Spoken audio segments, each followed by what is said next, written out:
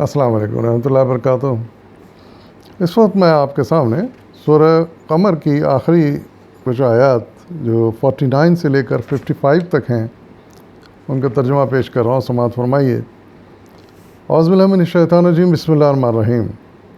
ہم نے ہر چیز ایک تقدیر کے ساتھ پیدا کی ہے، اور ہمارا حکم بس ایک ہی حکم ہوتا ہے، اور پلک جھپکتے میں وہ عمل میں آ جاتی ہے۔ تم جیسے بہت سوں کو ہم ہلاک کر چکے ہیں، پھر ہے کوئی نصیحت قبول کرنے والا؟ جو کچھ انہوں نے کیا ہے وہ سب دفتروں میں درج ہے، اور ہر چھوٹی بڑی بات لکھی ہوئی موجود ہے۔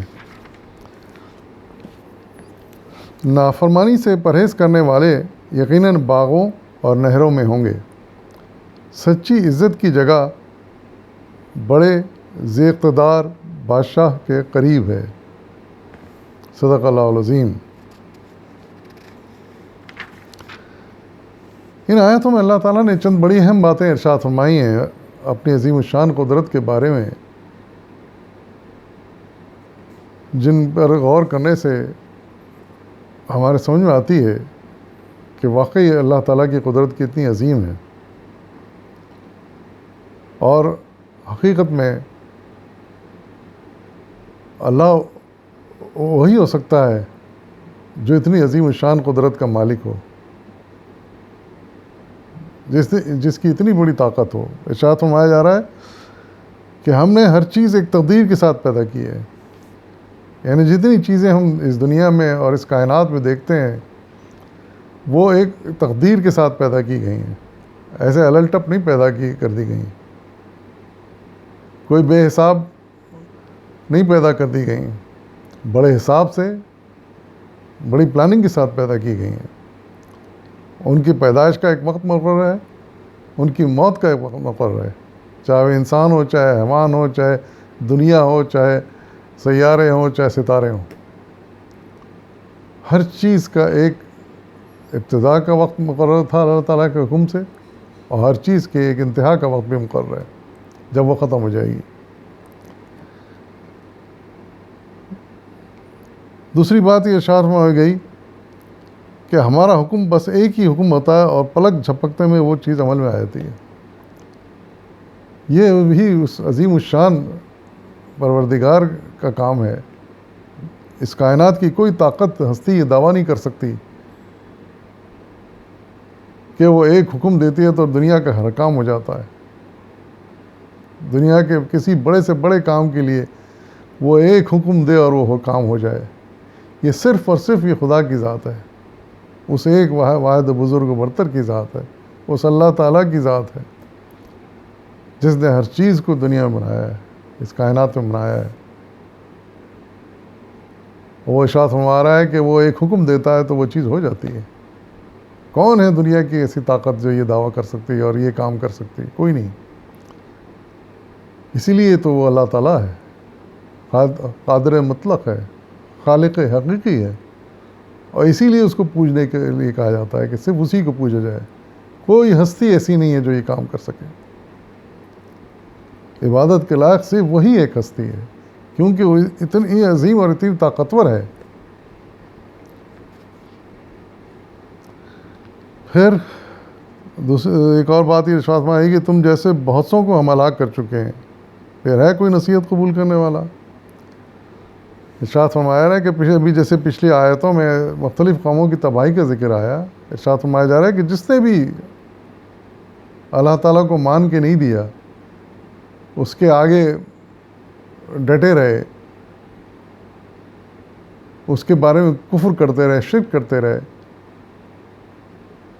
اور فساد کرتے رہے، دنیا میں فساد کا باعث بنتے رہے، تو ایسی قوموں کو اللہ تعالیٰ نے پھر ہلاک کر دیا،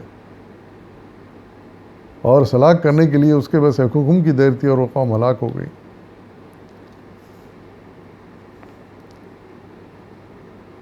تو ان باتوں سے پوچھا جا رہا ہے کوئی ہے نصیحت کرنے والا ان پچھلے واقعات سے؟ عقل مند آدمی کا کام یہی ہوتا ہے کہ کسی بھی واقعے سے کوئی سبق حاصل کرتا ہے اپنے لیے، تاکہ اپنی بہتری کر سکے۔ کسی حادثے سے سبق حاصل کرتا ہے، ہاں یا اس میں کیا غلطی تھی، کیا غلطی ہے میری، یا انہوں نے کیا غلطی کی جس کی وجہ سے وہ اس حادثے میں مبتلا ہوئے، اب میں وہ نہیں کروں گا۔ یہ ایک صحیح عقل مند انسان کا سوچ کا انداز ہونا چاہیے کہ وہ دوسروں کے نقصان سے، دوسروں کی تکلیف سے خود سبق حاصل کرے، کم سے کم اپنے کو اس مشکل سے بچائے، مصیبت سے بچائے، نصیحت حاصل کرے، اسے کوشش کرے کہ دوسروں کو بھی پھر یہ بات سمجھائے کہ وہ بھی بچ کے چلیں تاکہ اس مصیبت میں مبتلا نہ ہو، اور خود پہ تو لازم ہے کہ وہ بالکل اپنے آپ کو اس سے ہر طرح بچائے۔ ارشاد فرمایا جا رہا ہے کہ جو کچھ انہوں نے کیا ہے وہ سب دفتروں میں درج ہے، اور ہر چھوٹی بڑی بات لکھی ہوئی موجود ہے۔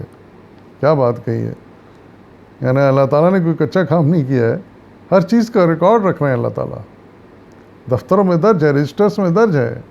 خدا جانے وہ کیسے رجسٹر ہیں، کیسی ریکارڈنگ ہے، آڈیو ہے، ویڈیو ہے، لکھا ہوا ہے، ہر طرح غالباً یہ ہوگا کیونکہ وہ ہر چیز پر قادر ہے۔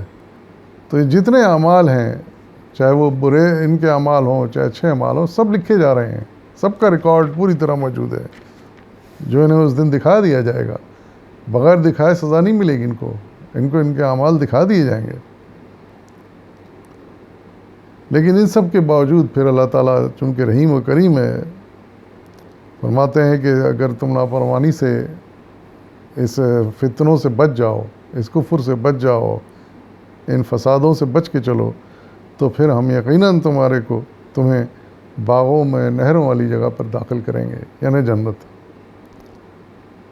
اس کے تو ایسے ایسے منظر اللہ تعالیٰ نے اس قرآن میں ارشاد فرمائے ہیں کہ جن کے تصور سے ہی روح سرشار ہو جاتی ہے، خوش ہو جاتی ہے کہ کیا آرام کی زندگی ہوگی، سائے ہوں گے، گھنے سائے ہوں گے، بہترین آب و ہوا ہوگی، جو چیز چاہیں گے وہاں ملے گی، آرام ہی آرام ہوگا، کوئی ذمہ داری، کوئی پریشانی، کوئی بوجھ، کوئی تھکن، کچھ نہیں ہوگی، ہر چیز بیٹھے بٹھائے اپنی جگہ ملے گی، کوشش جدوجہد نہیں کرنی پڑے گی کسی چیز کے لیے، کیونکہ جو جدوجہد کرنی تھی وہ ہم نے دنیا میں کر لی، اب وہ صرف آرام کا وقت ہوگا، بے فکری کا وقت ہوگا۔ تو یہی اللہ تعالیٰ ارشاد فرما رہے ہیں کہ ایسی جگہوں پر پھر ہم ایسے لوگوں کو داخل کریں گے جو پھر ہمارے کہے پر چلیں گے۔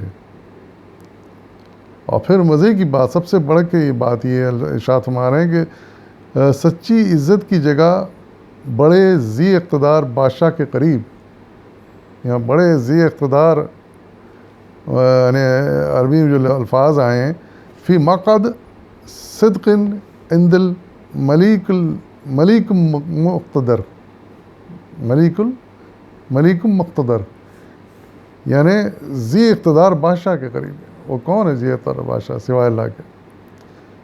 یعنی ہماری جو رہائش گاہیں ہوں گی وہ جنت میں انشاءاللہ وہ اللہ تعالیٰ کے قریب ہوں گی، ہمیں اس کا پروردگار کا دیدار نصیب ہوگا۔ اس سے بڑی نعمت اور کیا ہو سکتی ہے؟ جس خدا کو ہم دنیا میں دیکھنے کے لیے ترستے ہیں، صرف ایک تصور ہی رکھتے ہیں، لیکن ہمیں عملاً وہاں اس کا دیدار ہوگا، اس کے قریب ہمیں جگہ ملے گی، اس سے بڑی عزت کی جگہ اور کیا ہوگی؟ تو انسان کو چاہیے کہ یہ سب برائیاں چھوڑ دے، سب وہ باتیں چھوڑ دے جن کو منع کیا گیا اللہ کی کتابوں میں، خاص طور سے اس قرآن مجید میں تو بالکل واضح ہر چیز کو بتا دی کہ کیا چیز منع ہے، کیا چیز نہیں کرنی چاہیے، ان سب کو چھوڑ دے اور صرف ایک اللہ کی پوجا میں لگ جائے، اس کے احکام پر چلے۔ وہ یہ نہیں کہتا کہ دن رات تم میرے سجدے کرتے رہو، وہ کہتا ہے کہ اچھے عمل کرو دنیا میں، میری عبادتیں بھی وقت پر کرو اور دنیا میں اچھے عمل کرو کہ مرنے کے بعد دنیا بھی یاد رکھے، اور جب اللہ تعالیٰ کے یہاں جاؤ تو وہاں بھی پھر اس کا قرب حاصل ہو جائے۔ وآخر دعوانا الحمد للہ رب العالمین۔